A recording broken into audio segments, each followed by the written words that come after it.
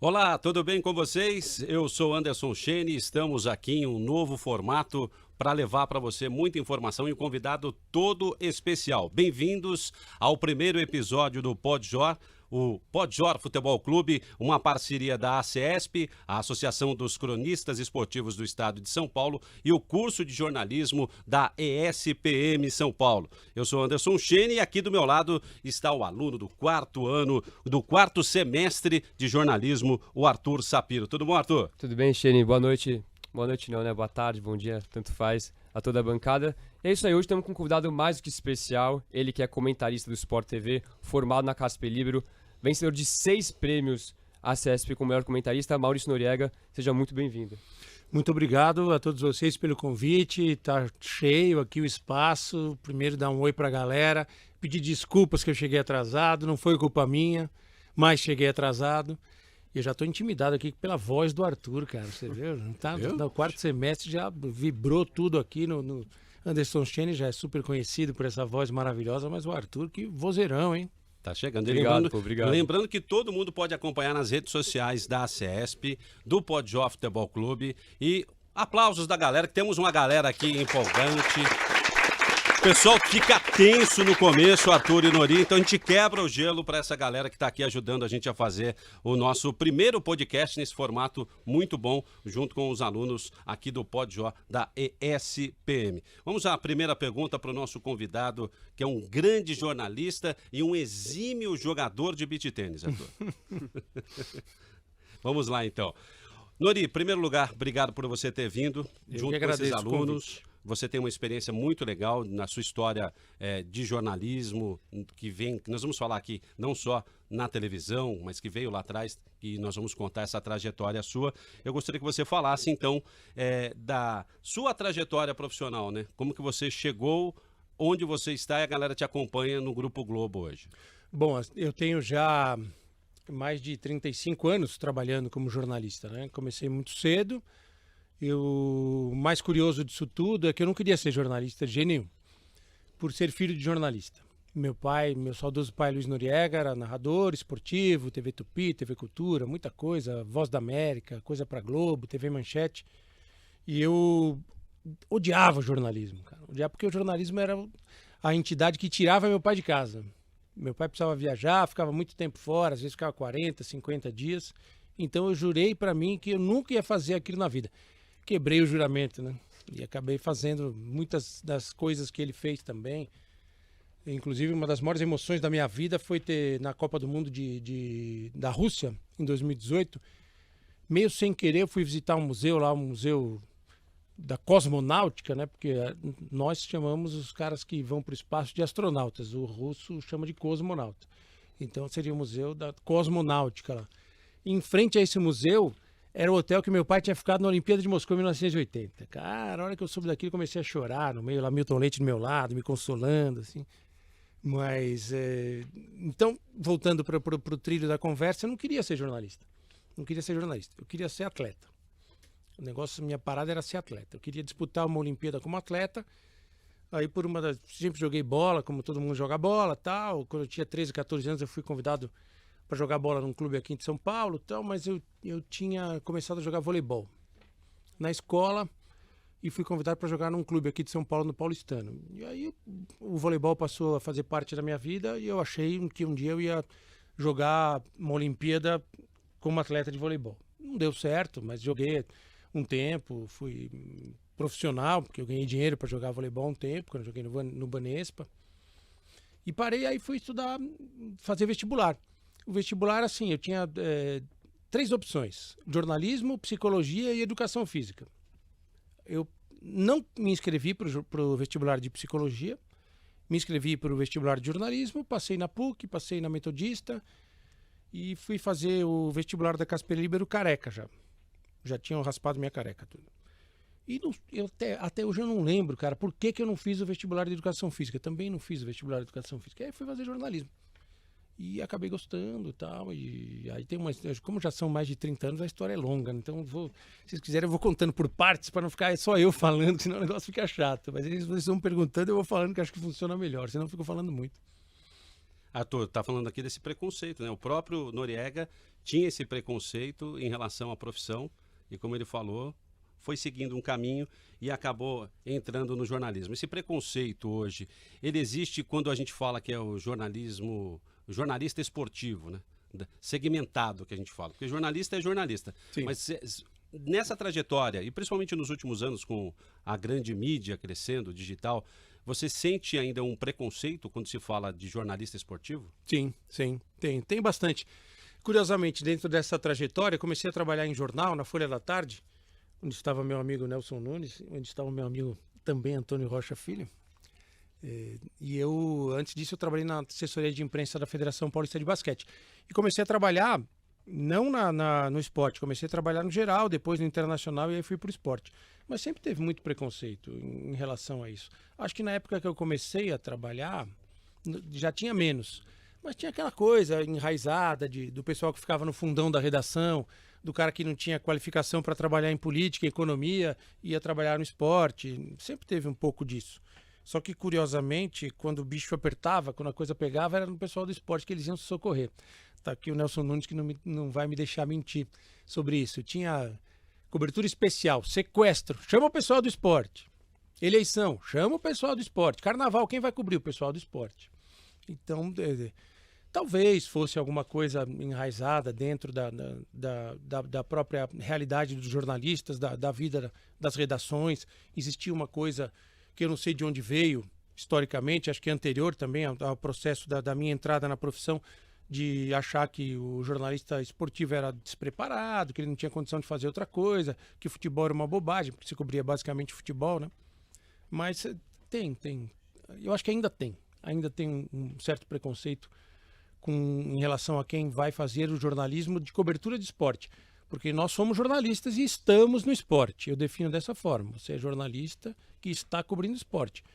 Amanhã você pode estar cobrindo economia, política, geral, internacional, música, cultura.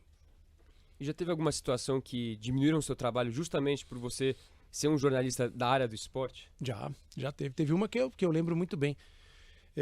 Vocês que estão aqui na plateia, acho que vocês não tinham nascido na época ainda. Teve uma época que o Corinthians fez uma parceria com o Banco Excel Econômico. Não sei se alguém já estava na área aqui, já estava no planeta nessa época. E tinha os caras de economia mesmo, banqueiros, economistas, que estavam cuidando desse projeto. E tinha um cara chamado Emir Capês, lembrei do nome dele agora. Ele era um dos diretores desse projeto. E eu estava fazendo uma entrevista com ele e tal. Começaram a acontecer algumas críticas àquele tipo de investimento e tal. E ele, do nada, no meio da entrevista, ele virou para mim e falou assim: olha, eu acho que você deveria torcer para dar certo esse projeto, porque é a chance que você tem de ter emprego no futuro. Porque a profissão de vocês é uma porcaria, ele falou assim. Você vai trabalhar como? Se não der certo esse projeto aqui, esse projeto pode ser um farol. Aí eu falei: olha, meu senhor Emir, desculpe, mas assim, eu não dependo do Banco Excel Econômico para nada. Trabalho como jornalista, eu sou um cara, me desculpe, modéstia à parte, bastante preparado. Eu falo alguns idiomas, estudei, vou continuar estudando e tal. Mas só quando você percebe isso, aquela coisa, senti na fala dele um certo desprezo. Tava te invalidando como jornalista, Sim, né? Não, invalidando não a mim como jornalista apenas, invalidando a profissão de jornalista. Se isso aqui não der certo, você vai fazer o quê? Vai passar fome? Não é assim, gente. É uma outra história. Mas isso acontece, cara. Acontece. Tem muito...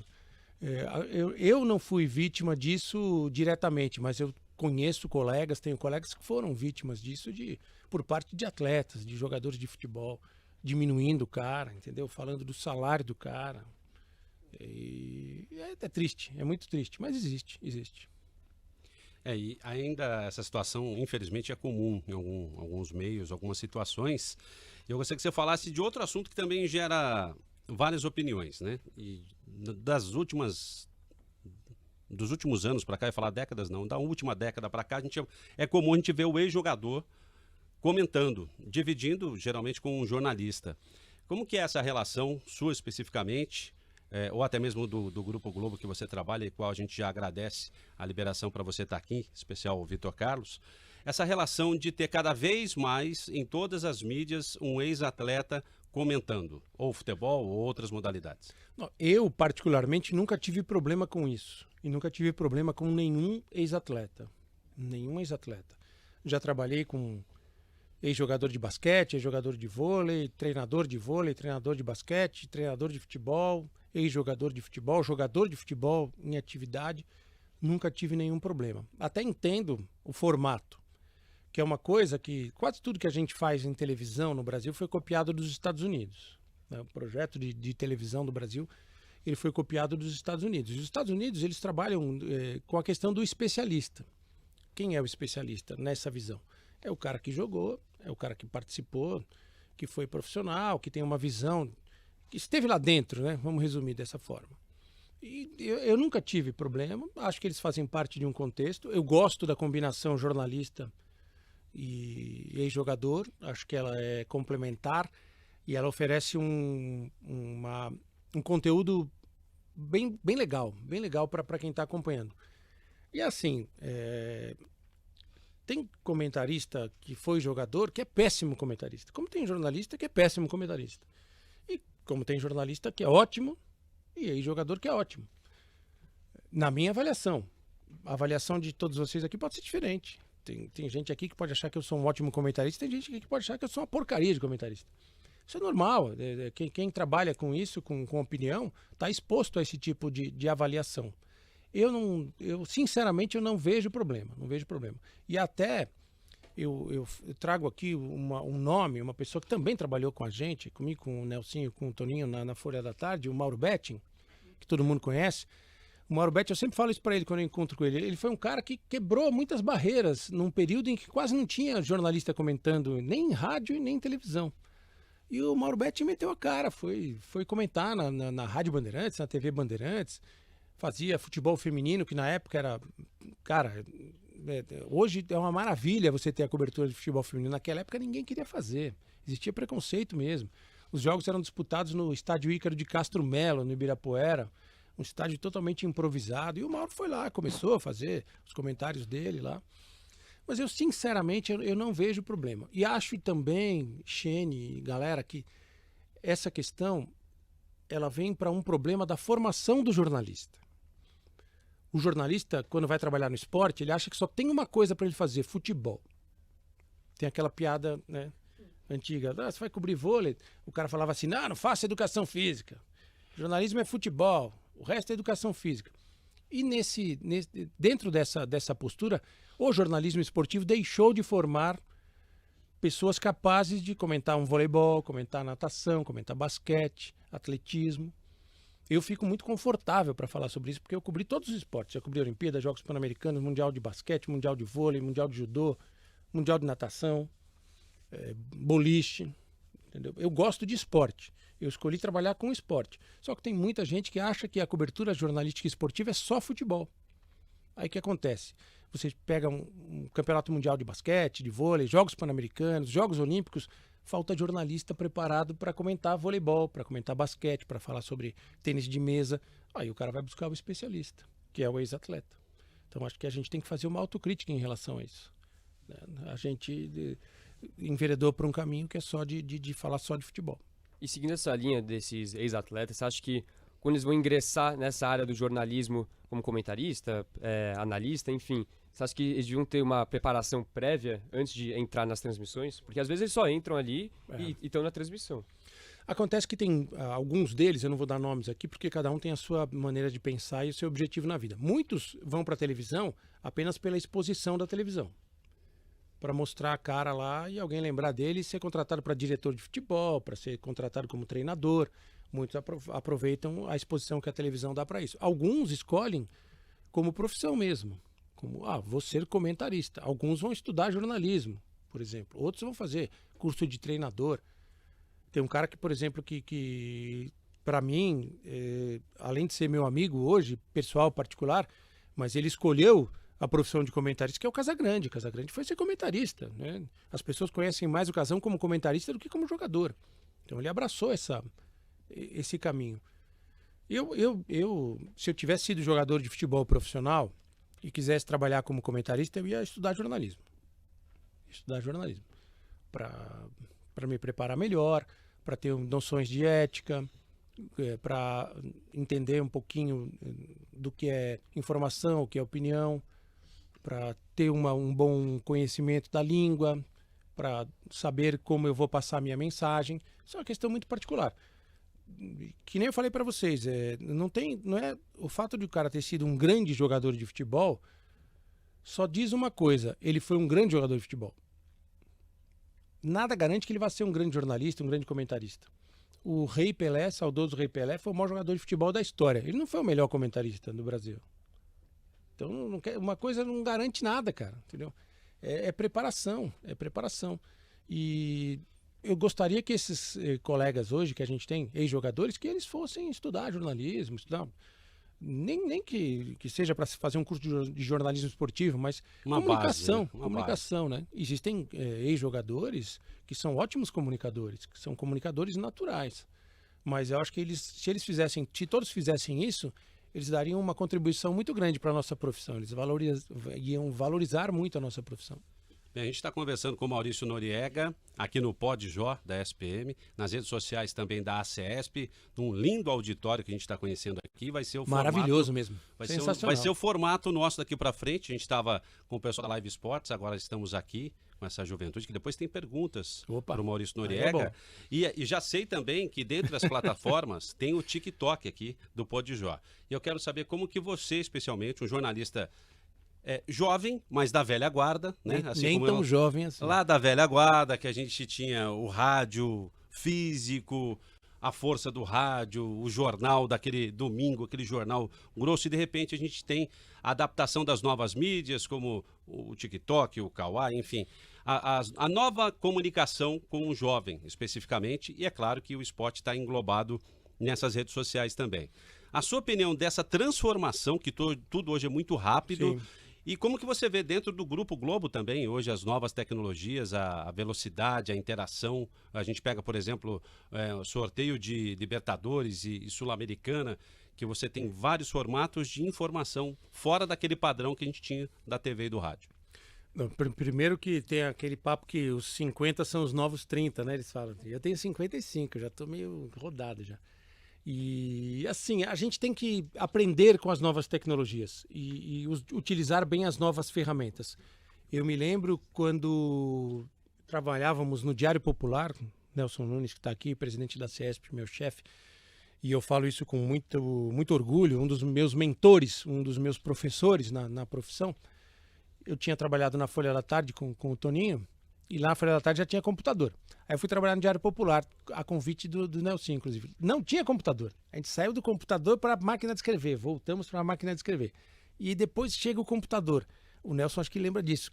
Tinha cara apavorado que não conseguia. O cara não conseguia.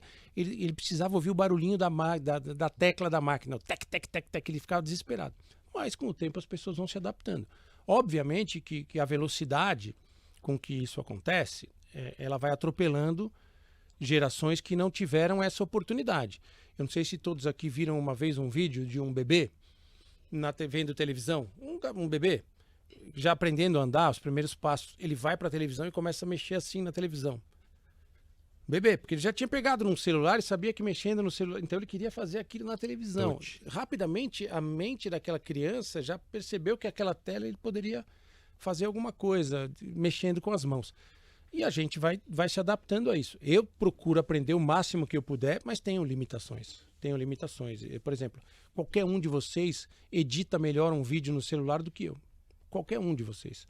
Eu gravo um vídeo, faço alguma coisa no meu celular, quem me ajuda são os meus filhos. Eles que vão lá e editam. E fazem muito melhor que eu. Porque é super natural. Essa linguagem, parece que já veio com eles. Já nasce enraizado também. Já nasce enraizado. Tem até algumas tendências, que estava lendo uma pesquisa médica, que eles acham que no futuro as novas gerações vão nascer com o dedão maior, por causa desse movimento, assim, uma adaptação da morfologia humana. Então, a gente tem que se adaptar. E eu procurei me adaptar. Eu já fiz podcast, fazia podcast de beach tênis, gravo vídeos, não tenho dificuldade. Já usei muito o WhatsApp como ferramenta durante transmissão, né? Quando o Flamengo contratou o Jorge Jesus, eu consegui falar com o Jorge Jesus no ar pelo WhatsApp. Botei um áudio dele pelo WhatsApp. Estava lá no Rio num programa. Então, só que eu, com 55 anos, eu não consigo mais acompanhar algumas coisas. Eu tenho dificuldade, eu tenho que parar, tenho que processar, tenho que estudar, tenho que aprender. Para vocês, eu acho que vocês são abençoados por essa situação, porque vocês têm ferramentas, plataformas com as quais a gente nem sonhava. Quando comecei a trabalhar, era rádio, jornal, TV e revista. Só. Hoje você tem tudo isso dentro do seu celular. Você pode fazer da sua casa. Você pode entrevistar... Na nossa época de começo de profissão, vamos entrevistar, vamos voltar no tempo, vamos entrevistar o Guardiola, se fosse nos anos 80. 2 chances, pegar um avião e ir para onde ele está morando hoje, para Manchester, ou então pelo telefone. Hoje você pega o teu telefone, consegue o contato do Guardiola no Skype, no WhatsApp, não sei o que lá, e entrevista o Guardiola pelo vídeo. Então eu não vejo... Eu só vejo coisas boas na tecnologia, só coisas boas. E essa liberdade que o jornalismo da internet propõe para o usuário, onde qualquer um pode produzir esses conteúdos sobre futebol ou outros esportes, acha que isso é um perigo para o jornalismo em si, por não ter uma formação, por não ter um diploma, ou você acha que isso agrega a profissão em si? Aí a gente tem que separar o que é jornalismo e o que é produção de conteúdo. Tem produção de conteúdo de entretenimento, produção de conteúdo de humor e produção de conteúdo jornalístico. E eu acho que o jornalista... O bom jornalista, bem preparado, sério, ético, correto, ele vai fazer um bom produto jornalístico. Agora, tá cheio de podcast, de vídeo aí, legal, que você morre de rir, que conta um monte de história, tal, um copo de cerveja aqui, uma garrafa de uísque ali, fazendo churrasco, tal. Não sei se todos são produtos jornalísticos, mas é uma produção de conteúdo. O que eu acho que está acontecendo no mundo hoje, existe um processo de... uma tentativa de desvalorização da produção jornalística no mundo. Isso é uma questão empresarial e ideológica. Empresarial porque, no caso do Brasil, por exemplo, boa parte das empresas jornalísticas, elas são familiares. E dentro desse recorte de serem empresas familiares, boa parte delas são de políticos. Então, por que um político acha interessante, na minha visão, isso? Que você não tenha um reconhecimento, uma obrigatoriedade do diploma para o exercício da profissão de jornalista. Porque ele pode contratar quem ele quiser para a empresa dele, fazer um favor para o amigo político daqui, fazer um favor para o empresário dali, e entope a redação da rádio dele, do jornal dele, de um monte de gente que não está preparado para fazer aquilo. E tem a questão ideológica, né? Porque, gente, jornalismo bom é jornalismo chato, jornalismo bom é jornalismo que incomoda, é que enche o saco do entrevistado, que fica fuçando, que vai atrás dos podres, dos poderosos, tal. Esse é o bom jornalismo. E esse bom jornalismo incomoda. A partir do momento que você constrói uma narrativa que desconstrói a importância desse trabalho, você tem o quê? O choque. E é o que está acontecendo no mundo hoje. Nori, nós vamos ter a pergunta daqui a pouco para o pessoal, mas qual a sua opinião de abrir o mercado estrangeiro para as empresas de comunicação? Tem uma porcentagem hoje, nós temos grandes empresas multinacionais dentro da área esportiva, né, que é o segmento que a gente está tratando aqui. Abrir mais, você acha que ajuda ou acaba atrapalhando nesse quesito de fazer o bom jornalismo? Gente, mais aberto do que já está com o YouTube...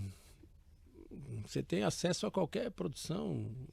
O YouTube do Google é uma empresa multinacional que tem uma perna no Brasil.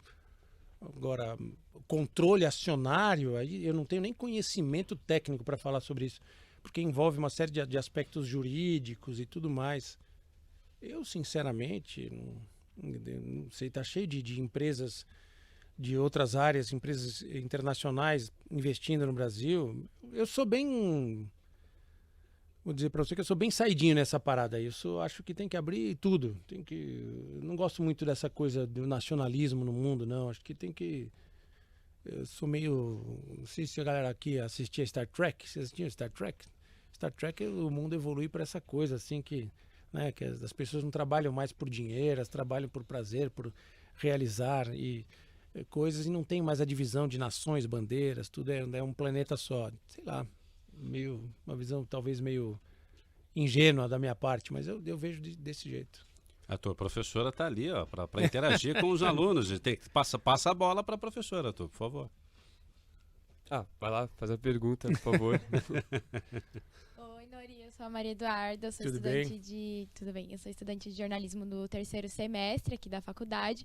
E eu queria saber qual que foi a virada de chave na sua carreira? Quando que você percebeu assim, nossa, realmente eu tô na profissão que eu quero, eu tô fazendo o que eu gosto, tá dando tudo certo? Quando que foi assim que você deu essa virada de chave? Assim, o dar tudo certo não é sempre. Tem períodos, tem períodos. Mas eu me senti jornalista de verdade quando eu fui trabalhar no Diário Popular, com o Nelson, com aquela galera toda lá. Depois de já ter trabalhado na Folha da Tarde, que fez uma parte importante de um complemento da faculdade, mas lá no Diário Popular eu me senti jornalista de verdade mesmo. Por ter acesso a um tipo de trabalho cansativo, né, de muita cobrança, tudo, mas ali eu vi que eu estava fazendo o que eu gostava de fazer.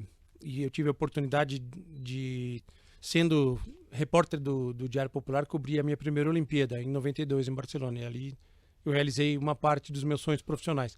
Então foi quando eu realmente me senti jornalista de verdade.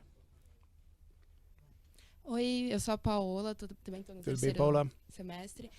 Você falou um pouco da relação do seu pai com o jornalismo, Sim. e eu queria entender um pouco mais. Desde quando que ele ser jornalista parou de ser esse trauma que você disse que te tirava de casa e passou a ser uma inspiração para a sua carreira? Acho que sempre foi uma inspiração, mas eu que não sabia. Tinha um pouco disso. Por essa questão, né, da distância, das viagens e tudo mais. Só que desde muito pequeno eu acompanhava meu pai nas transmissões. Então eu pude ver nomes fantásticos do esporte. Pô, eu vi a Norminha jogando basquete, da geração anterior de Paulo e Hortência. Vi o Moreno jogando voleibol. Eu tive a honra de ver, ainda já no final da carreira, mas ainda maravilhosa, Maria Esther Bueno jogando tênis. Então eu via todo o Rod Laver jogando tênis aqui no Brasil. E eu comecei a minha carreira como jornalista esportivo cobrindo tênis. Então eu acho que na verdade ele já era uma inspiração sem que eu soubesse, de ver aquelas coisas todas, né? Uma vez eu fui com ele num evento e eu fiquei meio travado assim porque apareceu o Pelé ali, o Pelé veio conversar com ele, abraçou, deu um tapa no peito, perguntou umas coisas e tal. Eu falei, caraca, meu pai conhece o Pelé. Eu não entendia direito, não tinha noção da grandeza daquilo, mas ele já era uma inspiração sem que eu soubesse. Quando eu comecei a trabalhar no meio, e meu pai já estava um pouco afastado do dia a dia do jornalismo, vamos dizer, do hard news, aquelas coisas do dia a dia, ele estava trabalhando numa outra área, aí eu vi como ele era respeitado, como ele era querido pelas pessoas e tal, e aí bateu essa coisa do orgulho, né, da inspiração, e certamente me abriu muitas portas. Bom, voltando aqui para a bancada, né? Você mencionou da escassez de jornalistas em outros esportes, que é tudo muito minado para o futebol hoje em dia. Então eu queria saber como que essas instituições de ensino e até organizações profissionais podem contribuir para essa formação de jornalistas, eu diria, mais versáteis, assim, né, no esporte como um todo. Eu tenho uma ideia, assim, que talvez ela nunca vá ser executada, porque a gente tem ideias e a gente, às vezes, acha que a ideia é genial, mas alguém vai pôr isso numa planilha, no papel, fazer as contas, vai dizer que essa ideia é inexequível, né? E, assim, eu acho que as empresas de comunicação, elas deveriam ter faculdades para formar as pessoas. Eu vejo dessa forma. A Faculdade Globo de Jornalismo e Comunicação, a Faculdade Folha, Estado, Google, YouTube, o que seja, Amazon, ou parcerias importantes com as boas faculdades de jornalismo como essa que a gente está aqui hoje, a Escola Superior de Propaganda e Marketing, porque aí você vai ter uma caminhada acadêmica não se distanciando do mercado, mas ela trabalhando muito junto com o mercado, para a necessidade do mercado, porque embora hoje eu veja as faculdades muito mais bem preparadas do que na época em que eu fiz faculdade, pô, isso aqui é um sonho, esse estúdio, cara. A infraestrutura é uma estrutura maravilhosa. Então você chega muito mais pronto do que eu chegava. Só que tem coisas que você aprende na faculdade que elas são muito diferentes do que você vai viver no dia a dia, inclusive na questão técnica. Então acho que deveria ter uma caminhada conjunta. As empresas deveriam participar mais dessa formação. Não sei se é interesse das empresas ou não. Se eu fosse um diretor de jornalismo de uma empresa, na época da Olimpíada, eu gostaria de ter um prazer de contratar mais jornalistas, ter mais jornalistas trabalhando como comentaristas, como analistas, do que só como repórteres e apresentadores. Depender menos dos especialistas, né? Porque às vezes você pega o cara, ou a mulher, o fulano de tal, porque foi atleta daquele... Ele não acrescenta nada como comentarista, essa é a verdade. Ele só foi atleta daquilo, ele não tem preparação, ele não tem como passar o conhecimento dele, e fica ruim para a própria pessoa. Fica ruim para ele, fica ruim para quem está assistindo. Eu acho que o jornalismo, repito, pecou nisso, né? Daqui a pouco você que é o homem do beach tênis também, Opa! você vai para um ping-pong com um ator aqui, então fique preparado. Mas antes, uma curiosidade minha, que eu acho que é de muita gente também. Ao longo da carreira, a gente sempre teve comentaristas do lado de programas esportivos, com a bola rolando. E eu estou pegando os últimos anos e eu percebo que a maioria veio da mídia impressa. Sim. Aí tem Sérgio Xavier, Noriega, Alexandre Losetti, que está no ar, o Luiz Ademar, nosso parceiro, o Vilaron, que esteve por lá, o PVC, Mauro Betti. Todos. Por que você acha? Porque são profissionais mais críticos? Tem alguma explicação ou é só uma coincidência? Eu acho que ainda é a melhor escola. Eu acho que você tem uma formação, o jornalismo impresso, né, do dia a dia, foi o que nós todos passamos aqui, da minha geração, ele te deixa mais cascudo para situações. Você trabalha melhor o seu texto, porque você é obrigado a trabalhar melhor o seu texto. Você tem que fazer a informação caber num espaço menor, você tem que saber editar, você tem que saber... Enfim, eu estava brincando até num grupo com colegas jornalistas, né? Quem fez um título para uma chamada de capa com manchete de 3 linhas de 18 toques, né? Você imagina, pega assim, põe 3 linhas no Word com 18 toques e faz uma manchete, encaixa ali, um puto exercício. Então você vai preparado para essas situações. Eu acho que eu acredito que o impresso ainda seja uma grande escola, embora eu esteja afastado do impresso há bastante tempo, não sei qual é a realidade hoje de uma redação. E eu vejo assim, que quem teve essa formação se vira muito bem.